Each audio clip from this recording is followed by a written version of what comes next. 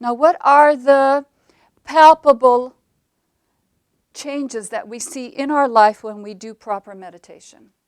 There are so many, and I'm just going to go over some of them today. I will elaborate more on that next month at the next month's full moon meeting.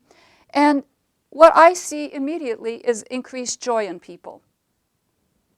Joy is not hilarity or always smiling. It means an inner knowing, inner confidence, and inner faith, and inner hope.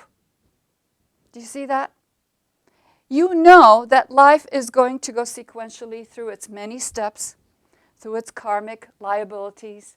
You know what you can do, and you know where to let go.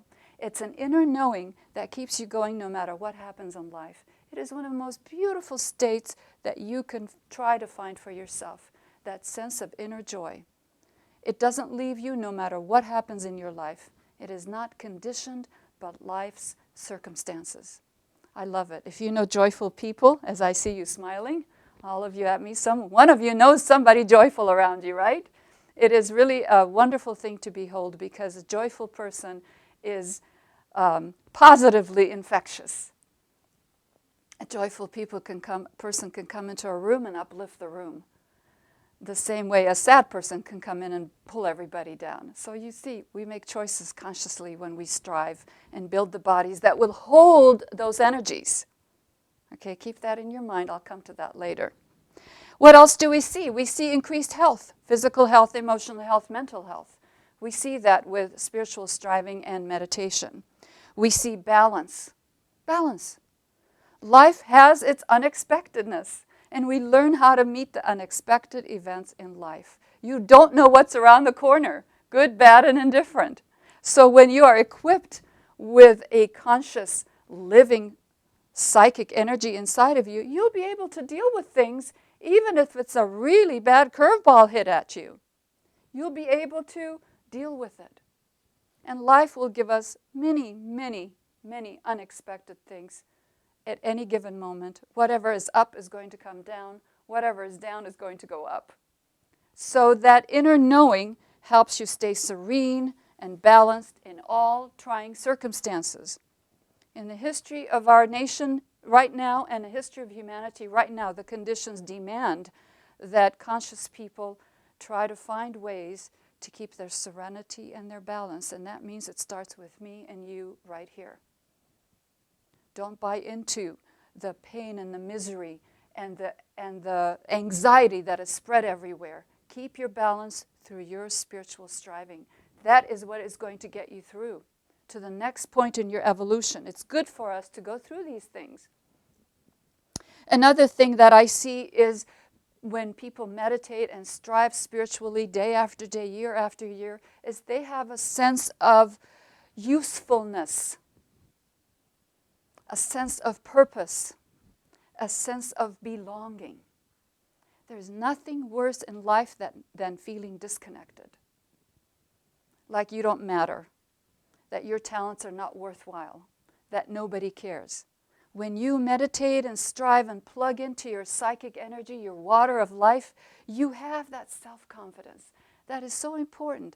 How can we pour out confident, beautiful psychic energy when we don't have that self-confidence?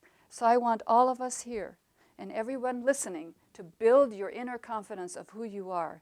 Look at yourself in the mirror and say, you are beautiful, you are joyful, you have a purpose and a direction, and you have a gift to give to anyone around you, so that you have that inner confidence that you pour out to others. I find also in people who strive continuously, year after year, that they become very flexible. That goes with the ability to meet unexpectedness. Flexibility. Sometimes things can't be done yesterday. Sometimes they're not going to get done in 2 months or this quarter or next quarter. Sometimes they'll take a year or 5 years or 10 years. If you look back on your life, what has happened in a 10-year period is astounding, isn't it? Just think about what you have done in a 10-year period.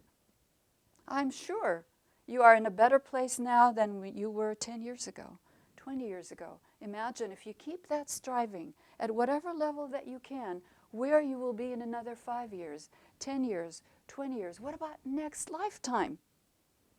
So what we are doing when we strive and become conscious and we build our higher psychic senses that we can pour out, we build bodies that will give us a good running start the next lifetime. How beautiful is that? So you are working right now in whatever you do for your entire lifespan of however many lifetimes it's going to take us to become masters, high-level initiates.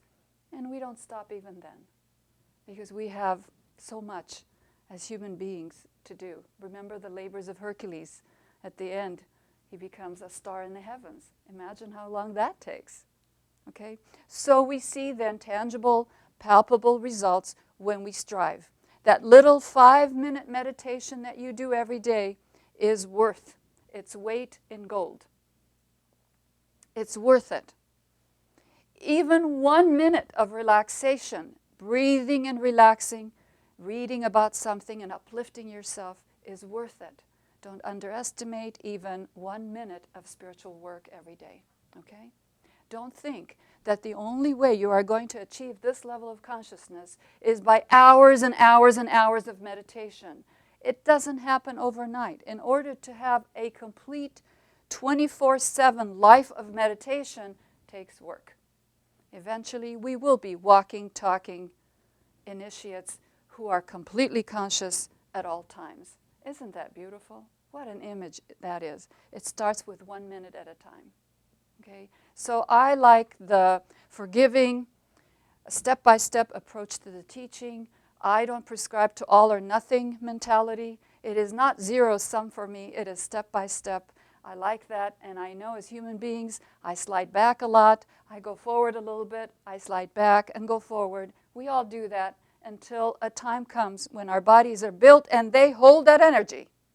When they hold that energy, when you don't slip back, you know now you are there. You can now take the next steps of falling back and going forward, falling back, going forward, until you go to the next step and you hold it.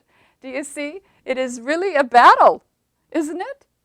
So understand that about yourself. Have a sense of forgiveness. And I see that in healthy spiritual people, or people who are spiritually healthy, rather, have a sense of humor and a sense of forgiveness about themselves.